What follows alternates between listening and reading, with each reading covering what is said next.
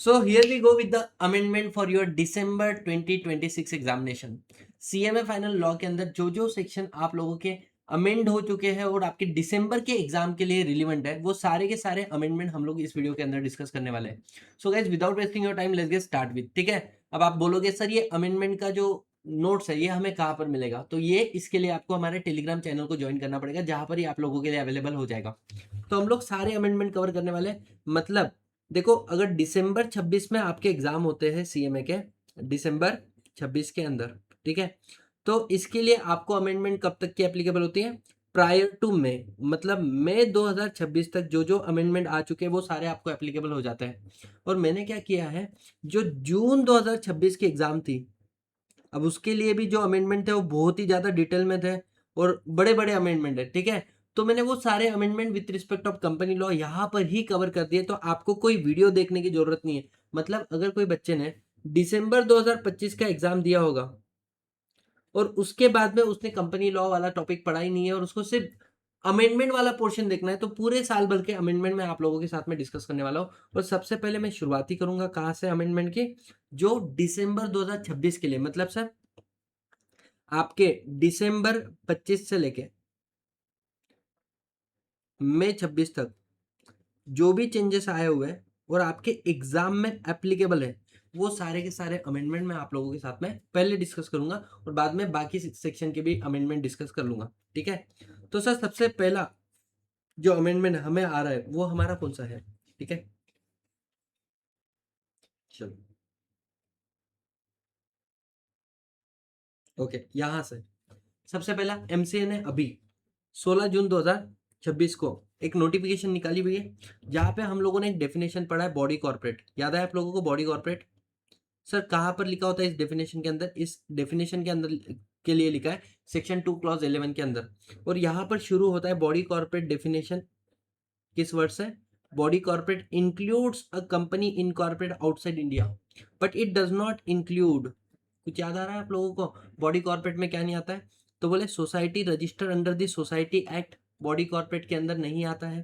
ठीक है, और इसके अलावा सेक्शन नंबर क्या बोल सकते हैं, हमने क्या किया है, हमने बोला है कि सेंट्रल गवर्नमेंट चाहे तो किसी को भी बॉडी कॉर्पोरेट के डेफिनेशन में डाल सकती है। अब क्वेश्चन ये आया कि सर सेंट्रल गवर्नमेंट ने इसके पहले दो लोगों को बॉडी कॉर्पोरेट के डेफिनेशन में इंक्लूड किया हुआ है। सेक्शन नंबर 1 के अंदर हमने पढ़ा national highway authority of India, food corporation. अब आज के बाद में क्या बोला कि हम आज के बाद में डिक्लेयर कर रहे हैं क्या, जो न्यू डेवलपमेंट बैंक है, जो न्यू डेवलपमेंट बैंक है उसको भी आज के बाद में हम बॉडी कॉर्पोरेट बोलेंगे। मतलब सर एक न्यू डेवलपमेंट बैंक है जिसको किसने बनाया है? जो ब्रिक्स कंट्री है। तो ब्रिक्स कंट्री के अंदर जो हमारे न्यू डेवलपमेंट बैंक है ना, उसको आज के बाद में बॉडी कॉर्पोरेट बोलेंगे। तो sir is it relevant? Yes, MCQ के पॉइंट ऑफ व्यू से इसको हम लोग रिलीवेंट मान सकते हैं। New development bank setup by NBD, setup by Brazil, Russia, India, China और South Africa, the BRICS country, now notified as a body corporate. तो न्यू डेवलपमेंट बैंक इतना याद रख लेना, आज के बाद में बॉडी कॉर्पोरेट हो चुकी है। ठीक है, चलो इसके बाद में नेक्स्ट अमेंडमेंट क्या है? स्मॉल कंपनी का अमेंडमेंट। अब देखो स्मॉल कंपनी का अमेंडमेंट पहली बार आपको एप्लीकेबल होने जा रहा है। तो स्मॉल कंपनी का डेफिनेशन हम लोग क्या पढ़ते हैं? Small company means a company other than public company. Other than public company मतलब सर स्मॉल कंपनी क्या होनी चाहिए? प्राइवेट कंपनी होनी चाहिए। अब स्मॉल कंपनी प्राइवेट होने के अलावा दूसरी चीज, आपका पेड अप शेयर कैपिटल और टर्नओवर जो पहले हुआ करता था, लिमिट 4 करोड़ से ज्यादा नहीं होना चाहिए, टर्नओवर 40 करोड़ से ज्यादा नहीं होना चाहिए, अब इस लिमिट को हम लोगों ने कर दिया खत्म। और अब यहाँ पर अमेंडमेंट आ चुके हैं कि आपका पेड अप शेयर कैपिटल है that shall not exceed more than 10 crore, और आपका जो टर्नओवर है that shall not exceed more than 100 crore.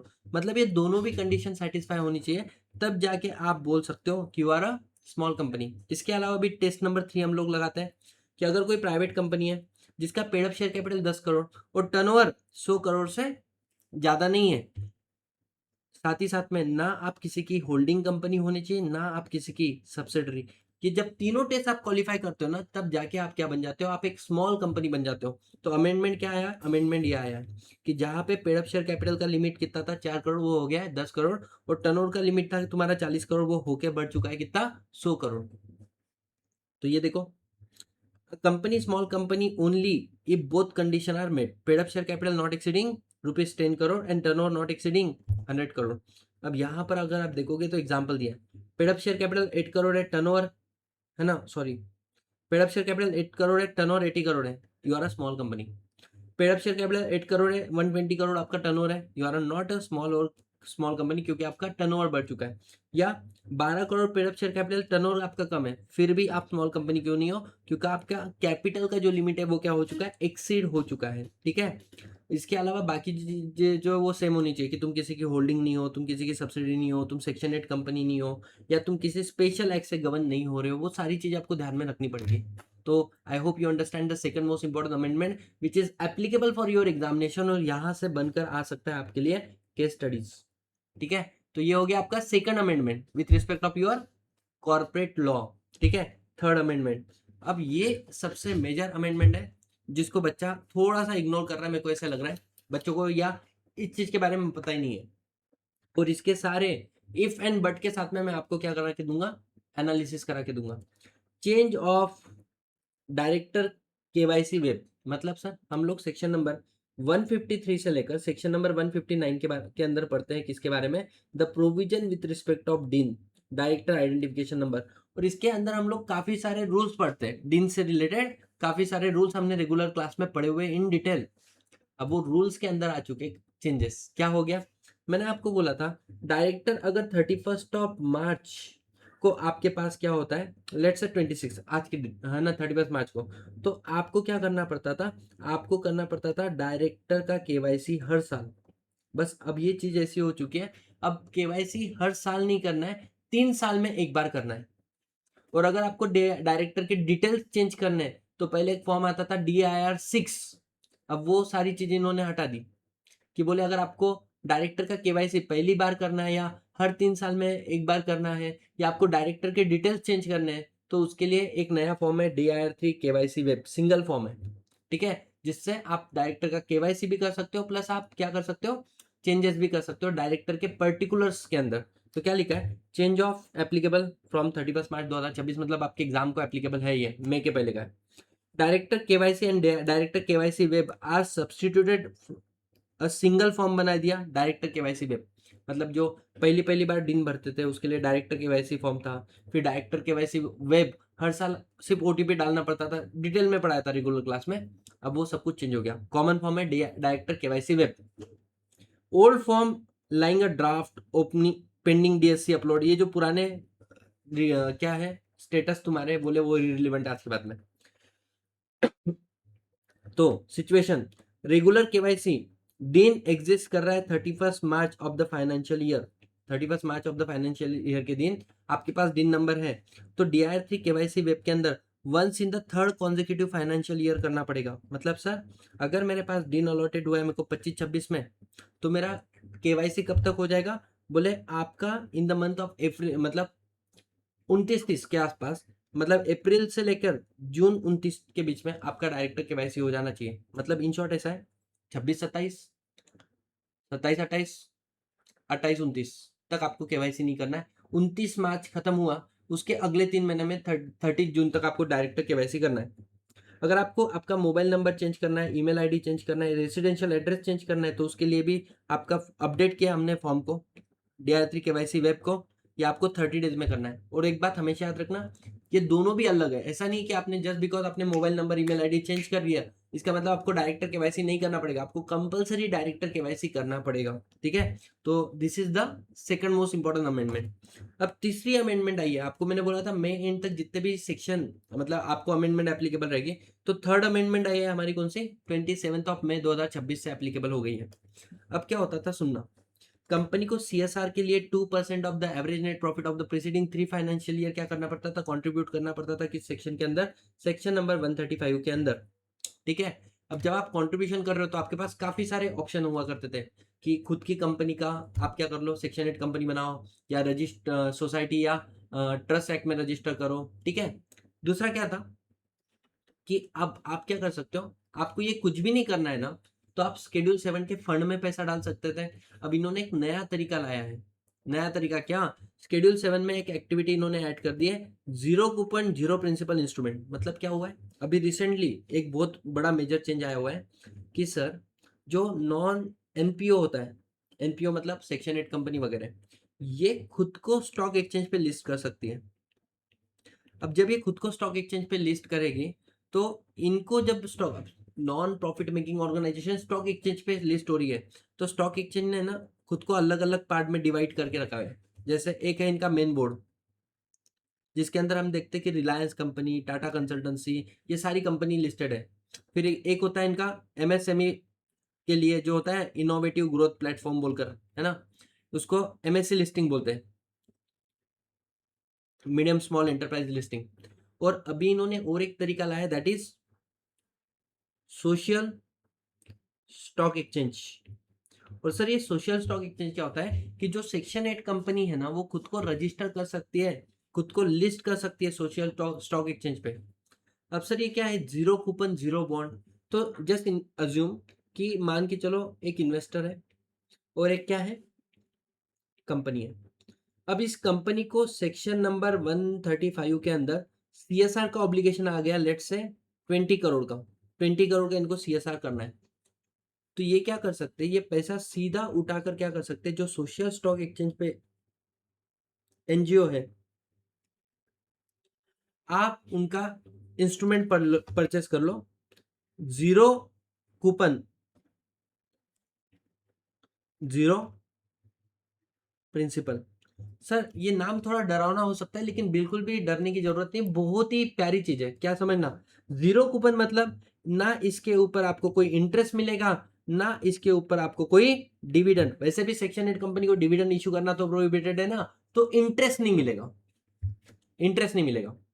Sir coupon word क्यों लिखा, तो तुमने सुना होगा dividend warrant, dividend coupon, bonus coupon, तो वैसे नाम रखा है जीरो कूपन जीरो प्रिंसिपल। मतलब जो पैसा तुमने प्रिंसिपल दिया, एज अ प्रिंसिपल तुमने 20 करोड़ दिया था, आगे ये लोग क्या करे, दुनिया का भला करे, है ना, तो वो पैसा भी आपको वापस नहीं मिलेगा। और जो पैसा आपने निवेश किया है वो क्वालिफाई कर जाएगा under section number 135 as a CSR expenditure, है ना। और सर ये जो है ना, जो आपका स्केड्यूल, अब हमने बोला था सीएसआर एक्सपेंडिचर आप सिर्फ उसी पे करना जो एक्टिविटी कहाँ पे लिखी है, शेड्यूल नंबर 7 के अंदर लिखे है। तो शेड्यूल 7 के अंदर रिसेंटली इन्होंने ये वाली पार्ट को ऐड किया है कि सोशल स्टॉक एक्सचेंज पे आप zero coupon zero bond purchase कर भी अपने सीएसआर ऑब्लिगेशन को कंप्लीट कर सकते हो। ठीक है, तो आप देख लो। So NPO on social stock exchange पे उनके zero coupon zero bond instrument purchase कर लो सोशल वेलफेयर प्रोजेक्ट के लिए। तो बस यही किया हुआ है, देखो पढ़ लेते एक बार अमेंडमेंट क्या बोला है यहाँ पे।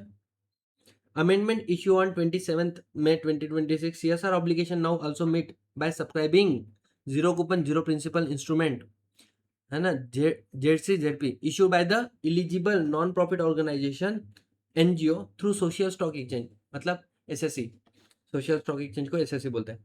Zero coupon means no interest is paid, zero principal means no principal repayment unlike a normal डेप्ट instrument. The definition not for profit organisation zero coupon zero principal instrument, ये ऐड कर दिया हमने शेड्यूल नंबर 7 के अंदर last activity बोलकर, मतलब activity number आपकी 13। ठीक है, तो ये एक हो गया।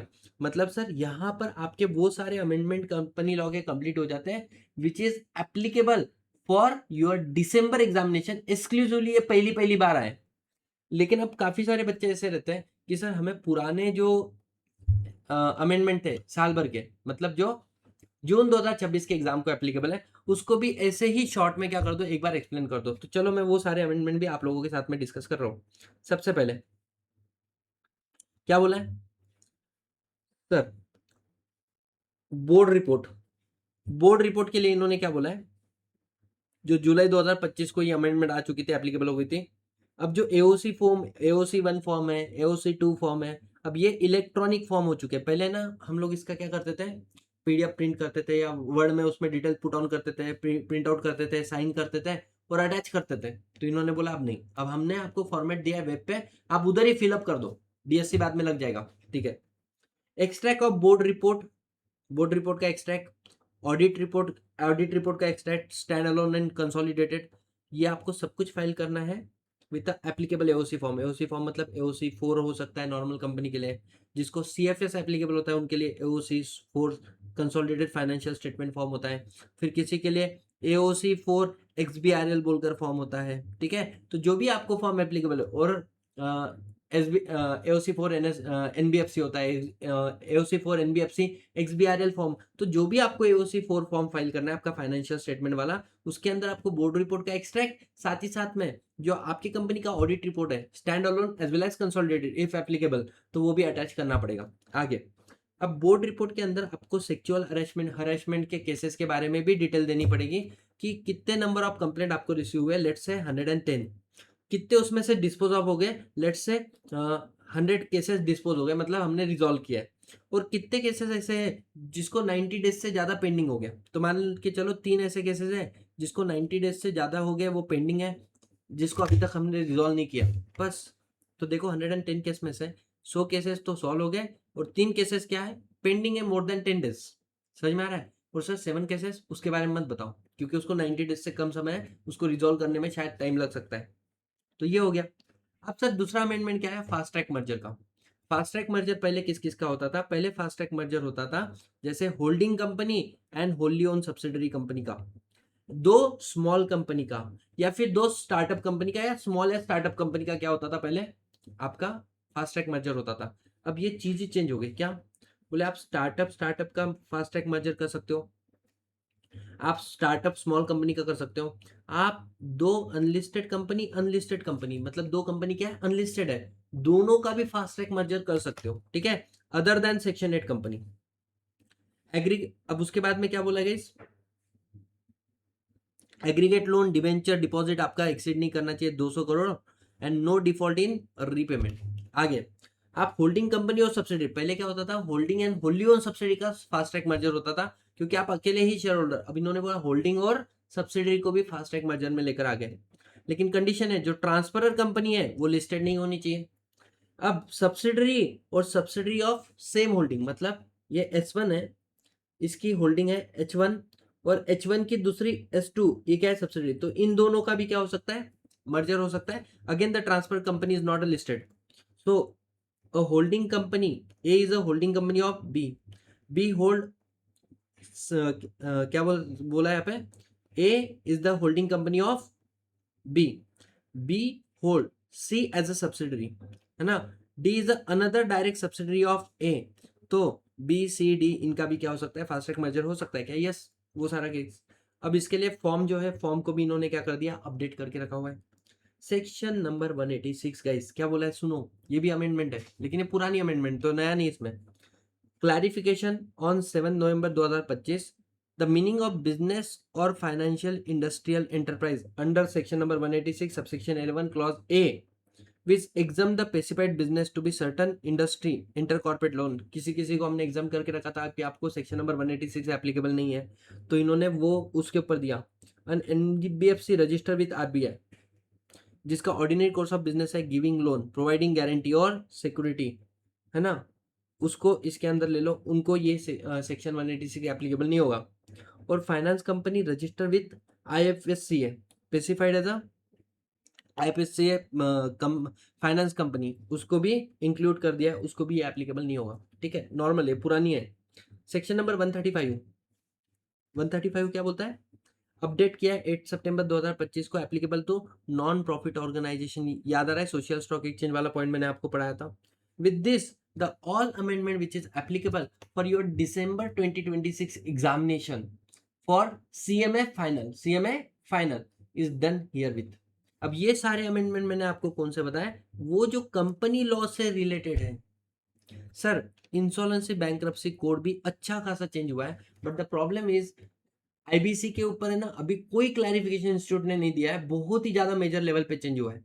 इवन तक जैसे CS इंस्टीट्यूट, वो तो सबसे ज्यादा अपडेटेड होती है ना, उन्होंने भी IBC के क्लैरिफिकेशन के लिए बात नहीं किया है। तो मुझे ऐसे लगता है कि अभी तो आप IBC पढ़ो बहुत डिटेल में, जो ऑलरेडी अपलोडेड वीडियो है उसको 10-12-15 हज़ार के ऊपर व्यूज गए बच्चों की तरफ से, बहुत सारे अच्छे कमेंट आए हुए हैं, उसको मेक श्योर बहुत अच्छे से पढ़ो, और इसको इतने अच्छे से पढ़ो कि अगर मैं आपको भविष्य में आके बोल दूं कि IBC में ये वाले चेंजेस आए, तो आपको एग्जैक्टली क्लिक हो जाना चाहिए, हाँ सर ये सेक्शन पे मैंने साइड में ये लिख दिया, हो गया सर मेरा अमेंडमेंट लेक्चर पूरा, ठीक है।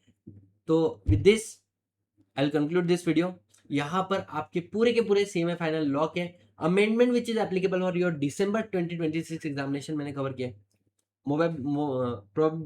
प्रोबेबली सबसे फर्स्ट वीडियो होगा शायद ये यूट्यूब के ऊपर जहाँ पे सारे अमेंडमेंट कवर हुए हैं। तो make sure guys, if you like the video, do share with your friend and comment below the video. Thank you so much.